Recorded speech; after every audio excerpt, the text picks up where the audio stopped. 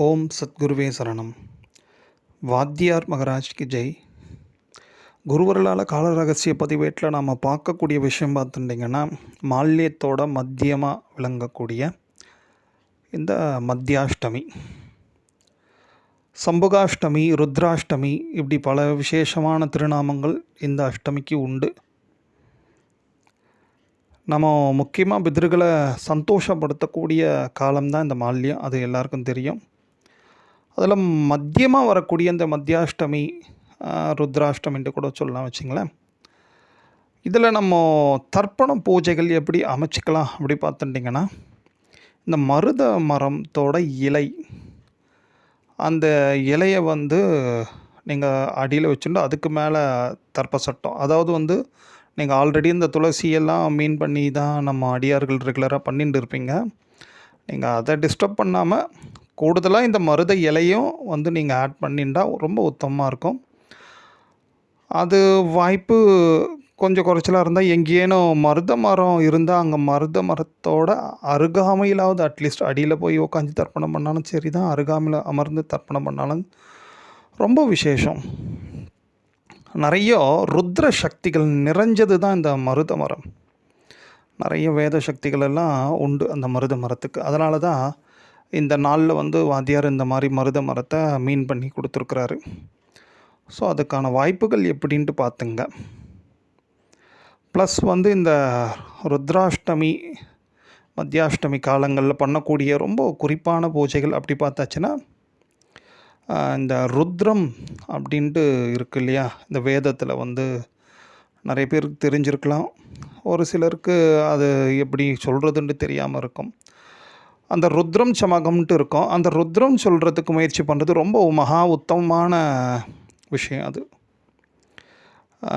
இந்த ருத்ரம் அப்படின்றது என்ன அப்படின்ட்டு பார்த்துட்டிங்கன்னா, இந்த மத்தியாஷ்டமி ஏன் ருத்ராஷ்டமி அப்படின்ட்டு சொல்கிறாங்க அப்படி பார்த்துட்டிங்கன்னா, இந்த ருத்ரம் பொதுவாகவே பெரியவங்கள்லாம் என்ன சொல்கிறாங்க அப்படி பார்த்தாச்சுன்னா, அந்த வேதத்தோட மையமாக விளங்கக்கூடிய ஒரு மைய வேத சக்தி, வேத சக்தி நிறைஞ்சது எது பார்த்தாச்சுன்னா அந்த ருத்ரம்.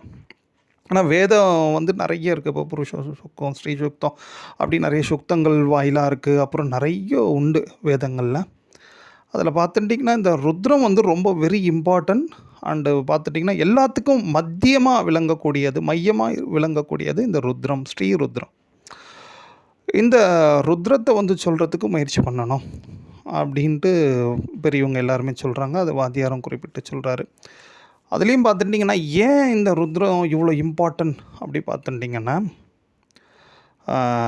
இந்த ருத்ரம்ன்றதுக்கு இதில் பார்த்துட்டிங்கன்னா அந்த 8வது அணுவாகம் வரும். ருத்ரத்தோட 8வது அணுவாகம் நம சோமாயச்ச ருத்ராயச்ச அப்படி வரச்சே, அதில் மத்தியஸ்தாயாக ஒன்று வரும், நம சிவாயச்ச அப்படின்ட்டு. அது சொல்லிகிட்டே வரச்சே நம சோமாயச்ச ருத்ராய அப்படின்னு சொல்லிகிட்டே வரச்சே நம சிவாயச்ச அப்படி சொல்கிறச்சே எல்லாருமே என்ன பண்ணுவாங்க, அந்த கையெடுத்து சுவாமியை நமஸ்காரம் பண்ணுவாங்க அந்த ருத்ரம் சொல்லிகிட்டு இருக்கிறச்சே. இப்போது ஏகாதச ருத்ரம் பாராயணம்லாம் எங்கேயாவது பண்ணுறாங்க அப்படி பார்த்துட்டிங்கன்னா, இந்த மாதிரி ஒரு ருத்ரம் சொல்லி ஒரு சமகம், ஒரு அணுவாகம் சொல்லிகிட்டே வருவாங்க. அப்போது ருத்ரத்தோட இந்த இடம் வரும்போது 8வது அணுவாகம் வரும்பொழுது அந்த மத்தியம் நம சிவாயச்ச அப்படின்ட்டு இருக்கும். அது சொல்கிறச்சே எல்லாருமே அந்த கையை கூப்பி சிவபெருமானை நமஸ்காரம் பண்ணுவாங்க. என்ன பார்த்துட்டிங்கன்னா, அந்த ருத்ரத்தோட மையப்பகுதி, அந்த மையப்பகுதியில் இந்த நம சிவாய அப்படின்ட்டு வச்சுருக்குறாங்க. எவ்வளோ அதெல்லாம் வாத்தியார் அழகாக எடுத்து நம்ம குறிப்பிட்டு கொடுத்துருக்காரு. அதனால தான் இந்த மாதிரி மத்தியாஷ்டமி, ருத்ராஷ்டமி காலங்கள்லாம் எது காலம் சொல்லனாலும் சொல்கிறதுக்கு முயற்சி பண்ணுங்க. இல்லையா எங்களுக்கு இது ருத்ரன்லாம் தெரியாதே, ஸ்பஷ்டமாக வராது, ஸ்வரம் இல்லை, நாங்கள் என்ன பண்ணுறது, அதில் பிழை நேர்ந்துட்டதுன்னா அப்படின்ட்டு யோசிக்கிறவங்க ஒன்றையும் வருத்தப்படாதீங்க.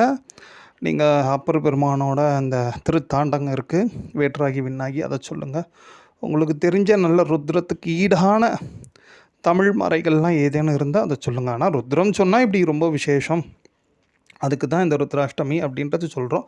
அதில் ஒரு குறிப்பான ஒரு விஷயம் பாருங்களேன், இந்த கால அம்சங்கள் எப்படி இருக்குது இந்த ருத்ராஷ்டமிக்கு, எப்படி ஏதுவாக இருக்குது பார்த்துட்டிங்கன்னா, அன்றைக்கி ஆதிரை கூடியிருக்கு.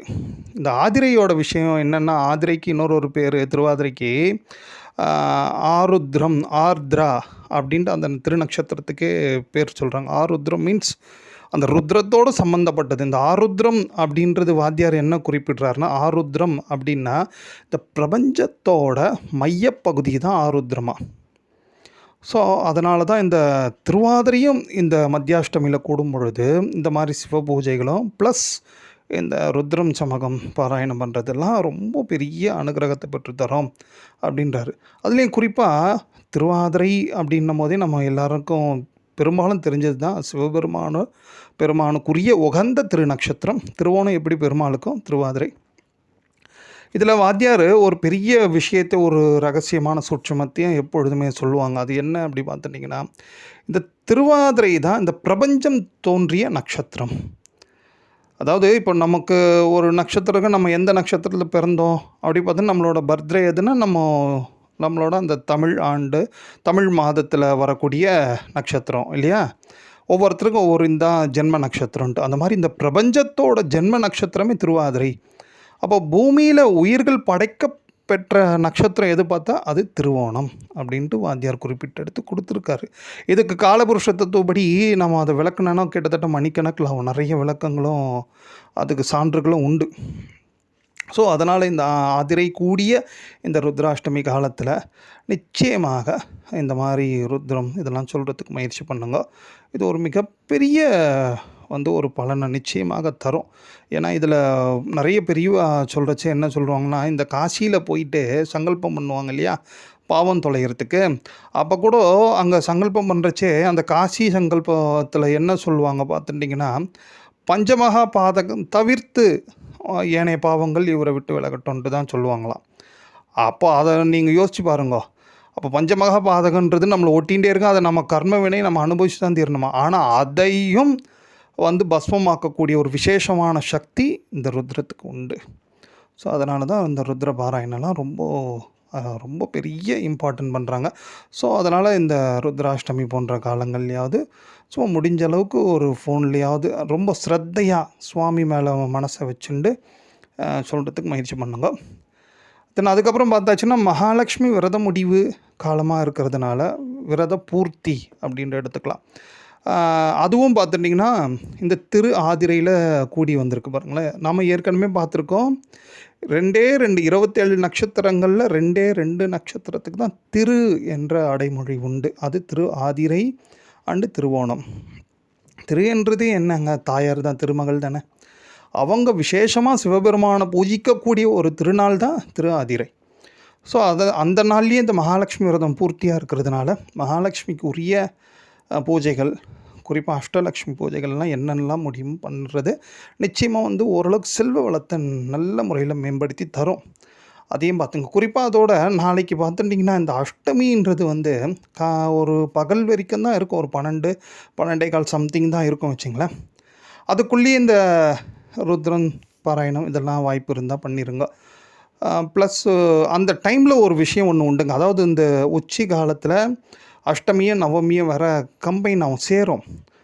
அந்த நேரத்தில் நம்ம ஏதேனும் சூரிய பூஜைகள், சூரிய துதிகள், சூரிய நாமக்கள் சொல்லிடுறது, இல்லை சூரிய பகவானுக்கே போய் பூஜை பண்ணுறது, இப்படி ஏதாவது கோயில்களில் போய் பண்ணுறது, இப்படி பண்ணியாச்சுன்னா இந்த பித்ருகளோட பேசக்கூடிய சக்தி இதெல்லாம் என்னப்பா ரொம்ப பெருசாக இருக்கே அப்படின்ட்டு நினைக்க வேண்டாம். பல காலம் இந்த மாதிரி தொடர்ந்து இந்த அஷ்டமி நவமி சங்கமிக்கும் வேளையில் நாம் இந்த மாதிரி சூரிய பகவானை பிரீத்தி பண்ணிட்டோம் அப்படின்னாச்சுன்னா இந்த பிதர்களோட பேசக்கூடிய சக்தியே நமக்கு கிடைக்கும் அப்படின்ற ஒரு விஷயத்தையும் வாத்தியார் குறிப்பிட்டு சொல்லியிருக்காரு. ஸோ இந்த மாதிரி பல விஷயங்கள் கூடியது தான் இந்த மாதிரி நாளைக்கு புதாஷ்டமி கூடிய ருத்ராஷ்டமி காலம். அந்த காலத்தை முறையாக நம்ம எல்லாரும் பயன்படுத்திட்டு அந்த முழுமையான பலன்களை, அந்த தெய்வத்தோட அனுகிரகத்தையும் பிதர்களோட அனுகிரகத்தையும் குருவர்களால் முழுமையாக பெறணும். ஓம்.